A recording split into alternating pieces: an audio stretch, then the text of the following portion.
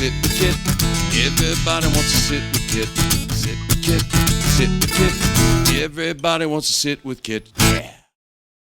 Hello everyone, it's Kit Carson, Angelina's Pizza right here in beautiful Key West, Florida. I'm sitting right here in front of Angelina's across from Sloppy Joe's. And as you all know, I sit here and I talk to people that walk by all night and all day. I talk to the rock stars and the heroes of Key West and an occasional random tourist. Well, today I have a very lovely guest and I'm going to let her introduce herself. Tell everyone your name and where you're from. Thank you. I was just walking by and I ended up sitting here and I feel very privileged, so I love it. So my name is Spring Rice. I'm originally from Michigan, but I live here in Key West now. Where in Michigan? The very center of the Lower Peninsula. There we go. A little town called Gladwin. Where? Gladwin. Gladwin? Gladwin, Michigan is where I was born and raised. Is it known for anything other than for you being born there? No, really, that's all. I was Miss Gladwin County when I was 18, and I know. We have a beauty star among us. There we go. But then I left and went to Central Michigan University, which is in Mount Pleasant, Michigan. I've heard of that one. And I was actually a bartender in college, and that's really where my career kind of started for what I do now. So. And what do you do now? The name of my company is called Spring Training. Spring Training. Spring Training. Nothing to do with baseball. It's not just for baseball. Nothing to do with baseball. It's spring training. So what I do is I do alcoholic beverage licensing and division of hotels and restaurant licensing. All the bars, restaurants, hotels, they have to have a license to sell alcohol and food. Correct. So I help to get them their licenses through the state. Once they have their license, there's required training. So I do alcohol compliance training, food safety training, food manager training. That is spring training. How long have you been doing this? About 28 years now. 28 years? Yes. You're 32? Exactly. That's exactly it. How'd you guess? Nice long career there. Absolutely. Very good. Well, thank you. So how many bars in Key West do you do compliance for? I have currently 102 full service accounts just here in Key West. Wow, 102. Yeah, 102 that I provide training for. Bars and restaurants. Yes, Correct. but in hotels as well. Gotcha. And that's what I call my full service accounts, that they're doing the training, both the alcohol, the food training. But on top of that, I do a lot of licensing, and that's extra in my business also. So I'm very busy. Yes, you are. You are very busy. What did you do before this? I mean, I know you've done this a long time. What did you do prior to this? I did. Well, as I said, I started my career in college as a bartender. I had absolutely no experience. When I came down to Florida originally on summer vacation, it turned out to be permanent vacation because I basically stayed. I went to work for Bloomingdale's. Up in Boca Raton, Florida. I was their director of training and customer service. Yeah. You always have that professional thing. Thank you. I did, and I had this gift to talk and gab, and so I was their director of training. I did that for 5 years, and then I had a chance to do some other training. I met the director of training for Johnston Wales University, and he asked me to do training for them. I met him at a networking meeting one morning over coffee, and next thing I know, I'm going to be doing training for Carnival Cruise Lines and the Miami Heat. Wow. And I needed to be an independent contractor, though, to do this training for them. And that's how I started spring training. I literally came home and told my dad I got the job, and he gave me $200 for my checking account, and that's how I started spring training. Wow. So, that's pretty incredible. Yeah. So in between there was a little bit of time, though. I took about 6 years. I took a little hiatus out of my business, and I became a corporate flight attendant. And I flew around the world on private airplanes, flew famous people, but then I got back into my business. That can be fun, but it also can be very taxing on you. Yes. A very demanding job. Yes, Seems it was. very casual, doesn't it? Definitely, but unless you understand that part of the aviation, it can be very taxing. Yes, but it was a wonderful time in my career too. What was your craziest place you ever flew to? The craziest place, Cape Town, South Africa. I loved Dubai. Dubai was pretty interesting as well. Everybody says that about both of those. Cape Town, everybody loves. I've yet to go there. And the fry's just up and coming. I mean, well, as far as we would say up and coming, it's grown so much in the last It really 15 has. years. It really has. I can't even imagine. But So I have a great story about being in Dubai. I always had a dream of one day, riding a horse on the beach. And along, in the water, the horse galloping, and you're riding along. Well, the mechanic on the flight, he and I were walking around and we found that we could ride camels on the beach. Yes. So next thing I know, I'm riding a camel down the beach in Dubai. And There you so go. never rode a horse on the beach, but I rode a camel on the beach. So I'm sure that more people have ridden horses than they have camels. exactly. On the beach. It was fun.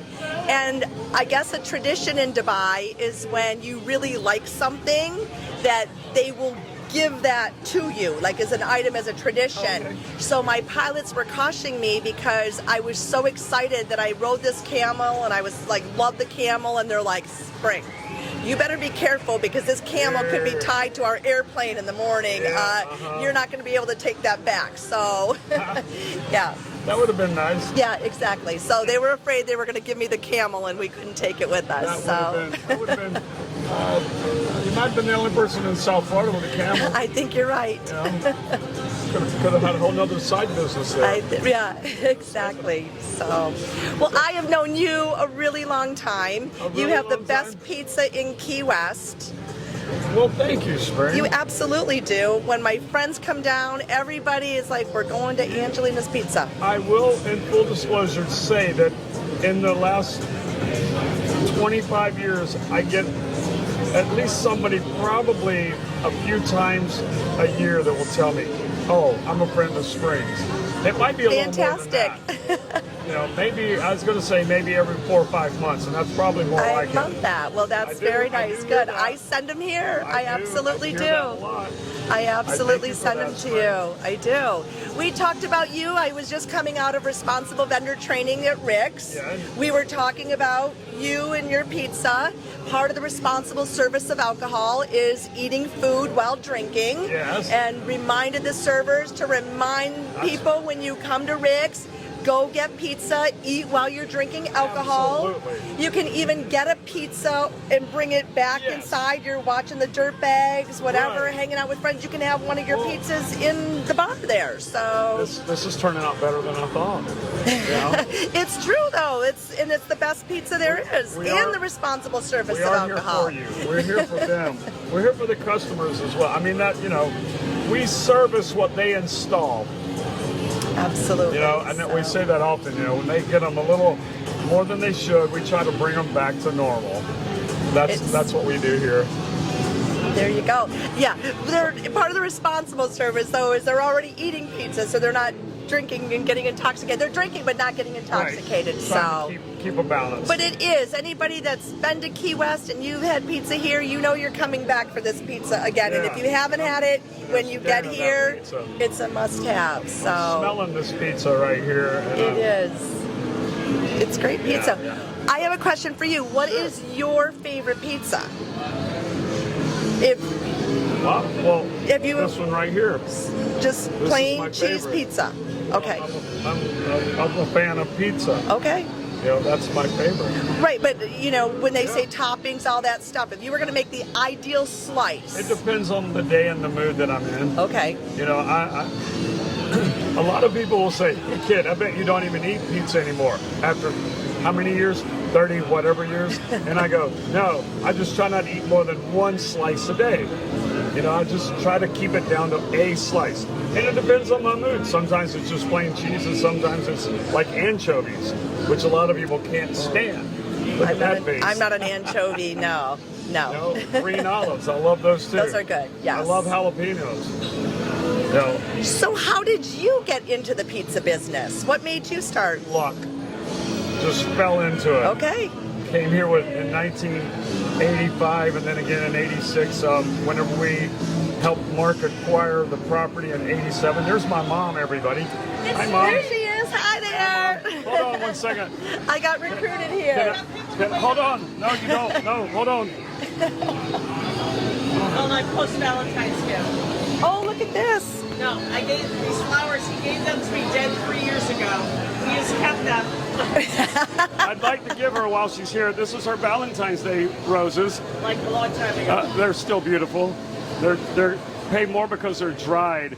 There's only 5 of them. Well, you know, every now and then people want to steal one. Happy Valentine's Day, Mom. I love it. That's Mom. Well, I love it. You know, you never know what's going to happen there in the middle of an interview, and there you have it. When it's on the street, that's what happens. You never know. People just jump in.